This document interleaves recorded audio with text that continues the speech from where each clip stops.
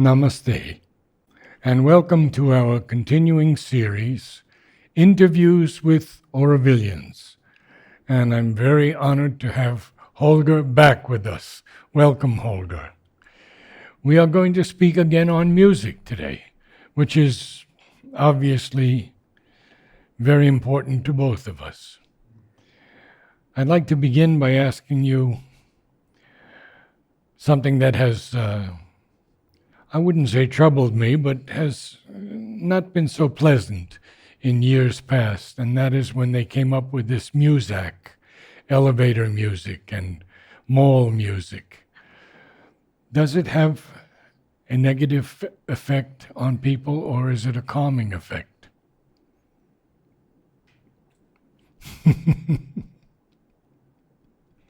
Yes. Yes to both. Okay. I would agree. Yes. Yeah, the calming effect is obviously why they put it.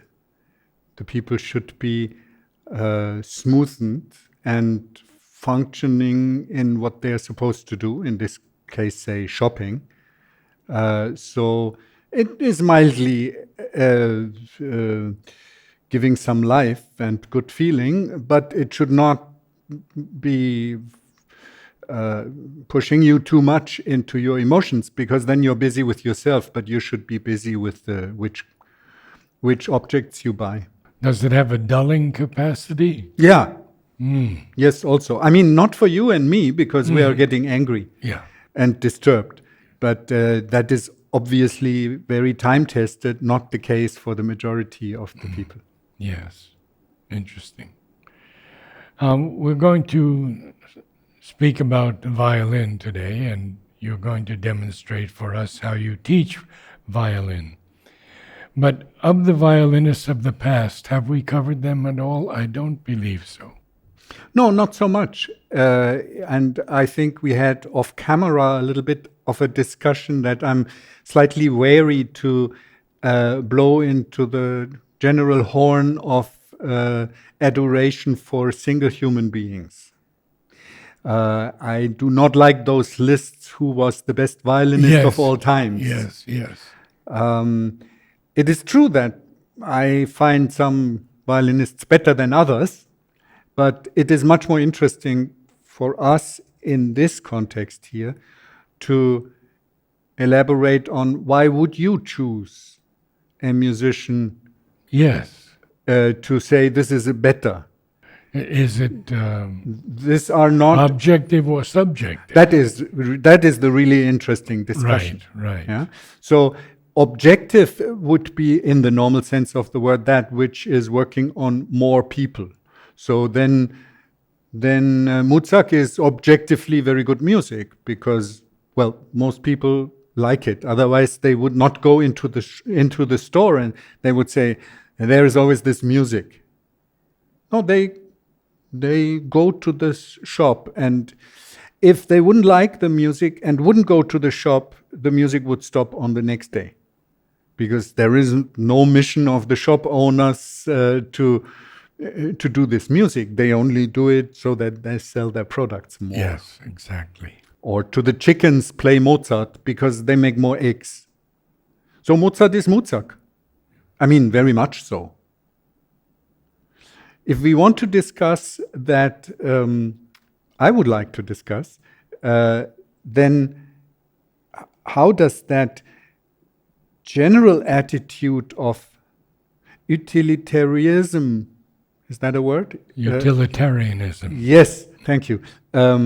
How this basic attitude towards art is affecting the production of art. Yeah. So if you have a nice melody, say ta-dum tam tam tam ta-dum ta-ba-dum ba-dum ba-dum, you know that melody, right? And it's a nice tune. It is the Trout of Schubert, so we have all the marks. It's a famous piece. It's from a famous composer. It is well loved by many people. It was more loved before. Now there is more Eminem or some rappers taking that place. But at the time, he was quite popular. And I remember my father coming from the cellar where he had a morning shower and he was whistling. Yeah? And he was all happy. And I wasn't, because it was 7 o'clock in the morning and I had not slept enough and I hate cold showers. So this is my childhood. And it took a while until I understood Schubert in a more positive way. And when I have look at that possible discussion now, I say, was that Muzak, what my father was whistling? Ah. Having a good mood, the morning will start, he will go to his office and make a lot of money. And have a good time also. And this is the nice melody for it. I didn't like that. So I rejected that.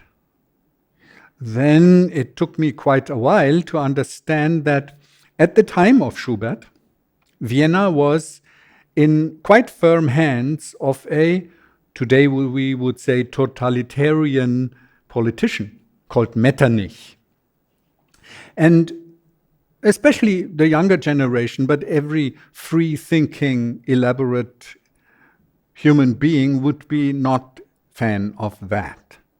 Metternich was one of the first people who the modern secret police, as later more famous with Gestapo and so on, it was already coming up in Austria at that time. And some of the very good friends of Schubert were politically a little conscious. And they had their meetings where they would say how the society should be.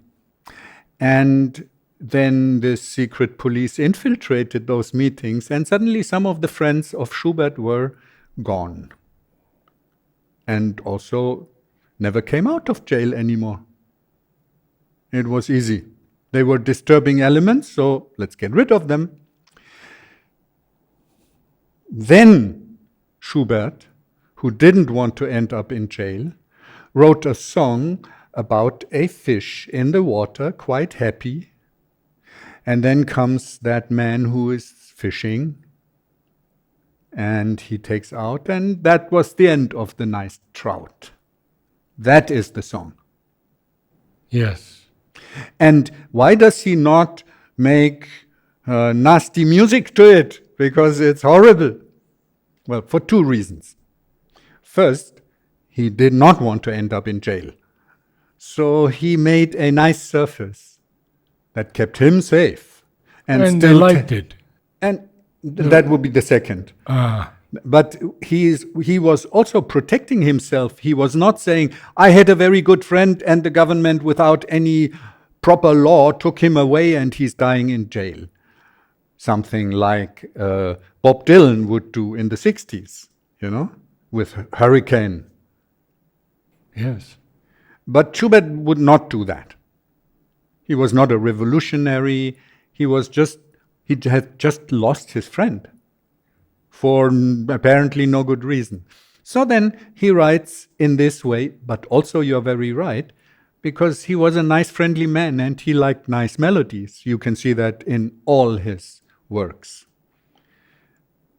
But if you see the more complex Schubert, as in the by both of us so beloved quintet, then we see the simplicity.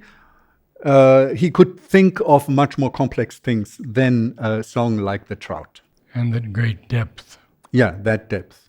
So for him to have a kind of happy surface and a deep tragedy underneath was an everyday experience, quite normal. You can have that. And he could compose that.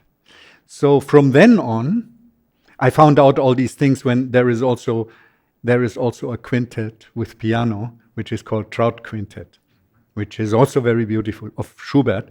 So when I studied this, I had to do with the fourth movement where the double bass plays the trout melody. And I said, so why does that song come up, which I know from my daddy whistling, all happy in the morning from the cold shower?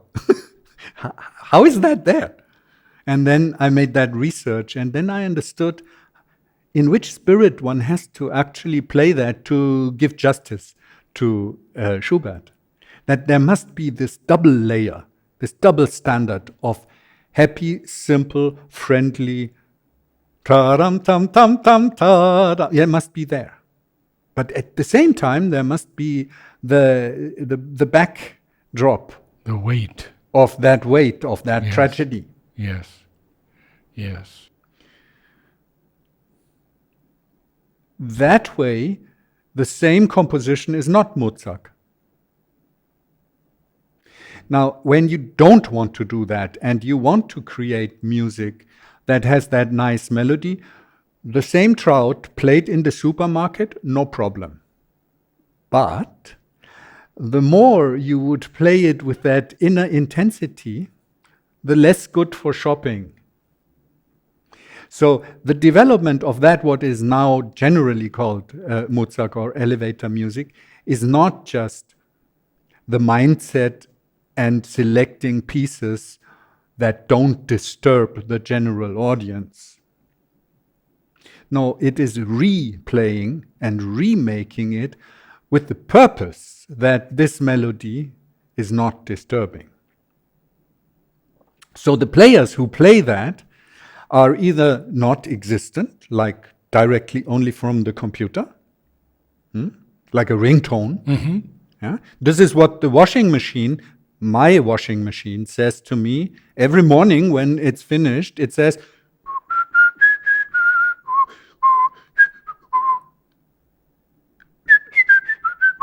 that means it's done. It doesn't belong to the trout, but so it's like the skeleton or even the rotten flesh of the piece has been preserved, and I hear it from that ringtone. I don't find a way how to stop it. Yeah, I have to go with this. Maybe it's a little wink from my daddy. See, he's still whistling. So yes. when we look at the, say, commercial, because Mozart is in essence commercial. It's a capitalist idea of giving a mindset to people in which they function as consumers. Whether this happens in the elevator or in the supermarket or in the concert even, is not so important. Also, which melody is played is not so important. But that the person that actually is giving a message, be it the composer or the interpreter, are removed as much as possible, humanly possible, technically possible. So, would you say dumbing down? that is what one can say if you want to be unfriendly or use that kind of Or language. super critical? Yeah, but this is a little difficult because, I mean, lots of music is in that sense, from my point of view, dumb. And then I have friends who listen to this music all the time, and I'm not going to their face and say, why don't you listen to actual music? Yeah. Why do you listen to rap? I mean, when they are adult. I understand if you're 17 years old and you are all against this society, and then Eminem seems to express that. But you find adult people doing all this heavy metal listening and so on. And they just stay there. So I will not go and tell, We criticize them. you're yeah. dumb. Apparently, because that's what I take from the type of music you're listening to. It doesn't work like that. Yeah.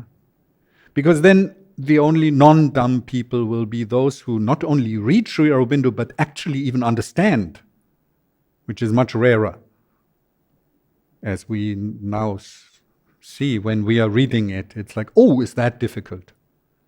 And Auroville is full of people who have read Sri Aurobindo, and I doubt it. Maybe they have read it, because I read it when I was 30. Yeah, I didn't understand it. Yes. And That is the same for music. So if I don't understand Beethoven, that is one thing. If I play Beethoven, or Beethoven doesn't lend himself really not much to Mozart, but Mozart does. So if I play the most famous Mozart piece nowadays is the Little Night Music. It's actually a good piece. It's certainly not one of his greatest pieces. It's a simple. But it's famous. Yeah, but it's also. actually still good. It's not only famous. It's actually a good piece. Yes, sure. But you can almost not hear it anymore because it has been Mozart so much. It has been ringtone for so long before there were cell phones. Yeah, ta-dim, ta-dam, everybody is like, yes. Huh? So certain pieces are killed by this kind of repeated misuse. Or overuse, I don't know. Yeah? It is, after all, called Little Night Music, so it's not a great symphony. It's just a little night music, you know.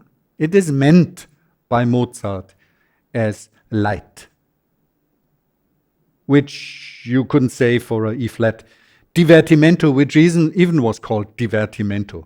That's a large piece of Mozart, the string trio, no? And there is so much in it, yet he calls it divertimento, Yeah. which means distraction. So we could also go up front to Mozart and say, why do you want to distract us? And actually, from what?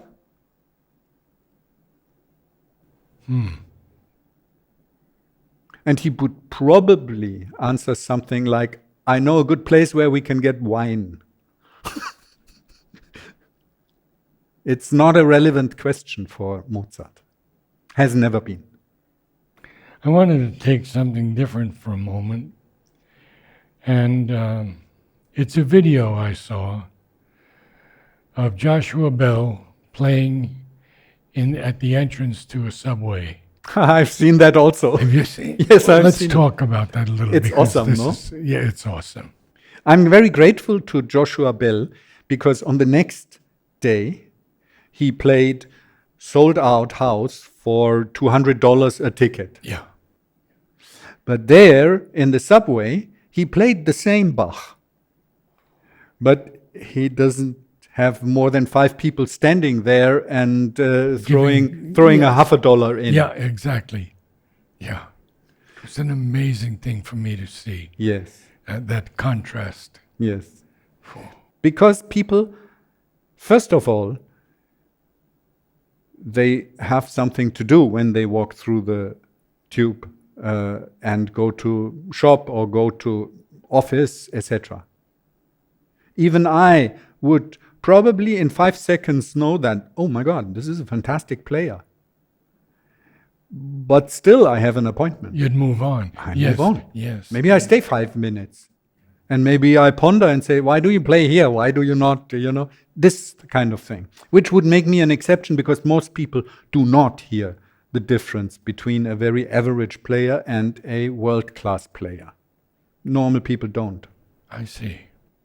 They will most of the time react on the presentation, including how pretty they are, what clothes they wear, How dramatic? how dramatic their movements are, but even also more than their whole setup. What is it's Carnegie Hall, Oh, It's like, yeah. what is Carnegie Hall? It's a mindset of people. Oh, you played in Carnegie Hall. Oh my God. They have never been to Carnegie Hall. They don't know what he played, but he must be really good because he played in Carnegie Hall. And you remember the joke about Carnegie Hall. This fellow's walking along the street, and he asks this other fellow, he says, how do I get to Carnegie Hall? And the fellow says, practice, practice, practice. Yeah. Right. So this is a replacement for people who do not hear themselves what they like. So they would listen to people who say, this is good because. Including because he is, his guru is the famous Yehudi Menuhin. And so, what does that even say? Yeah? Doesn't mean he learned playing violin just because he wanted to play violin, yes. But did he learn it? Not because Yehudi Menuhin was his teacher, who probably wasn't a very good teacher. I heard an interesting thing from my voice teacher, and she said, don't go to India. Yehudi Menuhin went to India and he lost all of his greatness. That was quite striking for me. Yeah. Shocking, in fact. And, yeah, very stupid. Can we talk a little bit about string quartets and string quintets and the unison that has to occur, this oneness of 5 people, 4 people?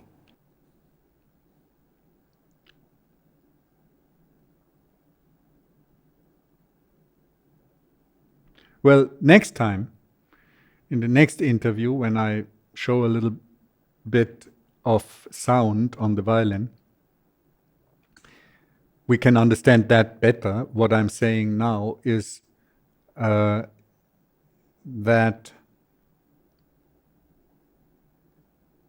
a wonderful string quartet is not a number of players who can play their instrument very well and play the right notes at the right time. Mm-hmm. Yes, agree. This doesn't make the quality of a string quartet, which is a little bit understood, proven by the fact that there are very famous violinists and famous cellists who play very good, but they don't form a string quartet. They don't even try generally. Because they know that in order to do that, there must be a, say, trained harmony on much deeper levels than required in an orchestra, for example, between the players. Mm-hmm. Yes. And this doesn't come overnight. It comes either by fabulous chemistry, like in a good couple, but then it's only 2. Here it's 4. So how likely is that? And then it comes, like in a marriage also, hopefully, by constant rubbing and trying and so on, that we can speak of one action. That is very beautiful in music, that there can be one action of apparently several people, separate people. And that one action, at least in the 20th century, when we talk about string quartets in the 20th century, is not happening so easily by an authoritarian approach. It doesn't work so well with this is how it's written and this is how we do it, basta. It works by some quite magical thing like consensus, but a consensus that is not worked out by mental prescriptions alone, but it is happening, rather magical. This is, especially with a string quartet, the thing you want to achieve when you play string quartet. Of course, then it's also perfection. Like always with music, it is always a very, very high skill level, no? In probably the arts where a high skill level is the most needed. For a painter, it's not so necessary. It's appreciated, but not so necessary to do a very good painting. You do not need to work 20 years all day. But for violin, string quartet playing, it's pretty difficult. Oh, Probably it has to do with the involvement and transcendence, to some extent at least, of the body. I would think so. You and also of the time, which again is the body lives in time, different than the mental. For the mental, you can always say, wait a minute, okay. But in music, you cannot do, then the music is gone. It has to be on time. And this on time is something that forces you when you practice. As a musician, it forces you to be in different time frames at the same time. Because you have to look ahead. And with different consciousnesses of you. You don't just look ahead, where is the music, if you play written music, or you don't only look ahead where you say which chord is coming, or which type of melody is coming. You also have to look ahead in the body, how will that feel when I play it? Because there is a particular feeling, if you don't have that feeling in the hand, you just don't get it, it's too difficult. And then you have to have it in 8 hands. And then you have to have it in 8 hands, exactly. Yes. Of course we don't. I have only 2 hands and I will not feel what is going on in your hands. But certain things that I do create an image that is working in you, and with a flawless transmission it will be in your body as a result of that also, and vice versa. So that is how our bodies, when we play together, sort of melt into one object, one subject, actually, to be precise. Yeah. Organic whole, I would say. Yes. Yes. Of course, we are speaking of like this is the best of all scenarios, and Right. even very good string quartets do not reach that in every concert, and even in a very lucky concert, not throughout. But it is such an intense, basically it's a spiritual experience, it's of such intensity that even if you have that for 10 seconds, it elevates you for the whole rest of the concert. It's wonderful. And then it happens here again and there again, and that is very, very nice. And also addictive. Yes, yes. You want to have that. Yes. So normally we practice life, not only music, we practice life to have that occasionally with ourselves.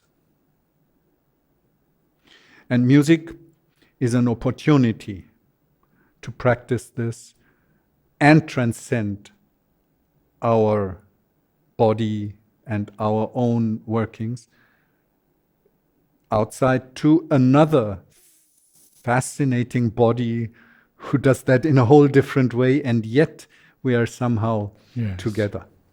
So after one practices a piece, knows it very well, does the mind have to go out of it then?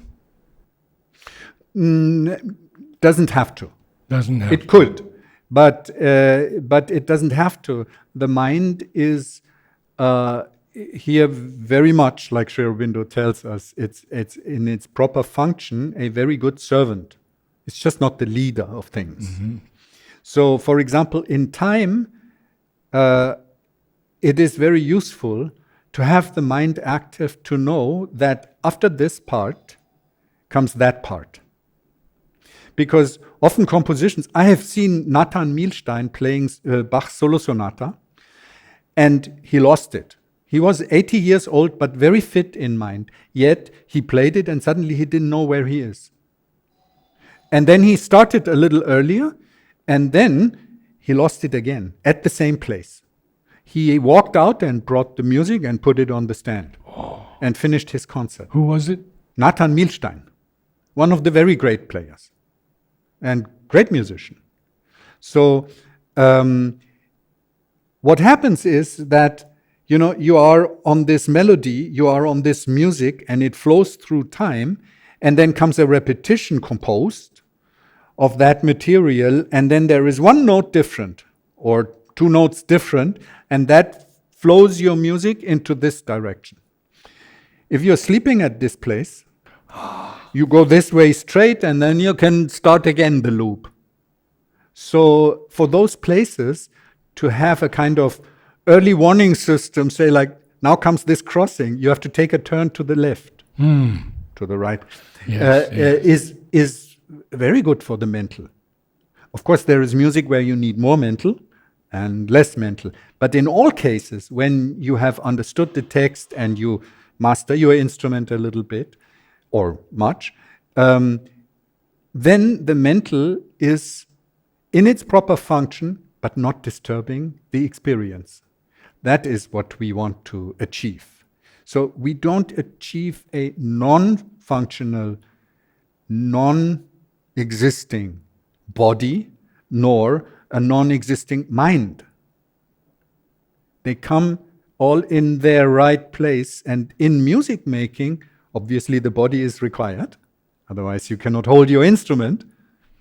And in the similar way, the mind is required. But it is not overactive. And it's not trying to do things it is not designed for. Same thing for the emotions. If you do not have emotions because you take overdose of lithium or so, because then it'll be very difficult to go into those emotional things. But when you are all in the emotional things, you also cannot make very good music. Very true. Very true. And therefore, again, I'm a big fan of music for the self-education, because you need to harmonize all parts of your being very well, because you need them all for music making, just in the right place. Do you know any quartets who have practiced yoga to some extent or any extent? I don't, but I don't have that extensive knowledge about their various. I played in Munich with a wonderful cello player who was in a world-class string quartet. And he quit because he didn't want to travel all around the globe all the time.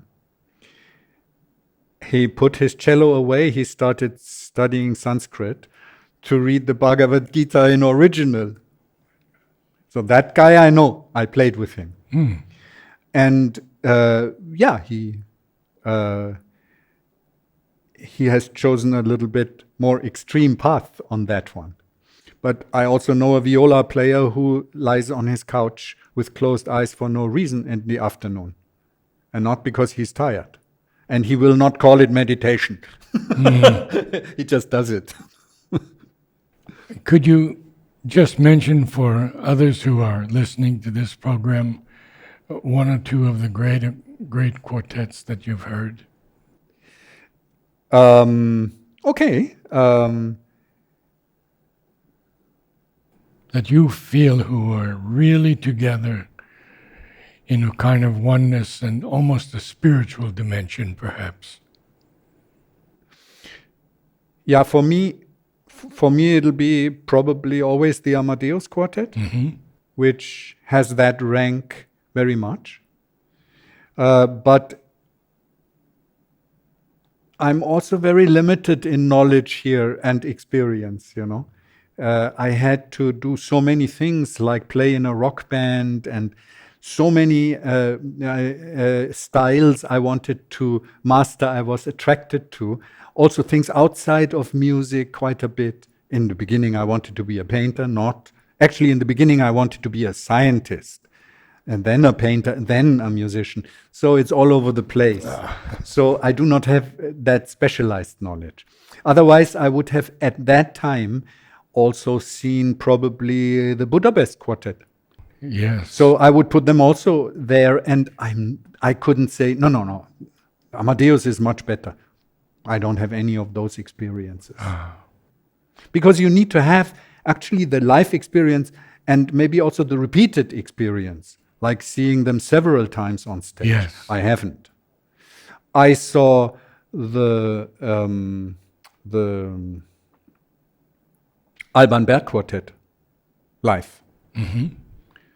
Actually, with this, it was quintet at the time. They added another viola player to play Mozart quintets.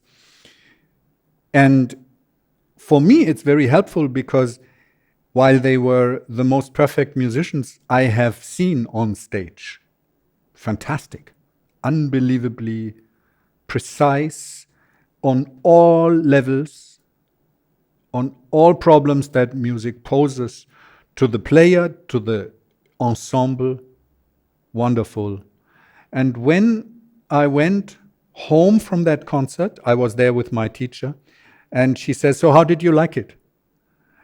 And I was like, I could not, can't say anything. This is like, I will never play as good as them. And I have never seen that kind of perfection. And she says, yeah, sure. And how did you like it? That was very good teaching of her. Really? She said, how did you like it? I said, I cannot judge about these people. These are like gods. Yes. How did you like it? 3 times she asked me. Oh, And then I said, well, I don't think I had many feelings. And she says, see, this, if he would hear that, the Primarius, which was a friend of hers, if he would hear that, he might cry, because that's his life problem. One of the most perfect players the world has ever seen. And she says, no, that's his problem. He is all about perfection. oh, And it worked on me. And she was just testing me. She just wanted to know if I feel that, or rather feel the lack of it. Now, of course, there will be millions of people or thousands of people jumping in my face when I say that the Alban Berg Quartet is lacking something. Because who are you? You cannot even play a scale in tune. Naturally. That's why I say you have to have a profound personal, subjective experience to know anything of importance to yourself. And importance to the world you will not have in any case, no matter what I say. and one does grow over the years into deeper understandings of things, Exactly. especially music. Exactly. So since I'm in Auroville, I have not heard any world-class string quartet anymore. Just not the occasion. Yeah. Thank you. Oh. Thank you, Holger. Namaste all.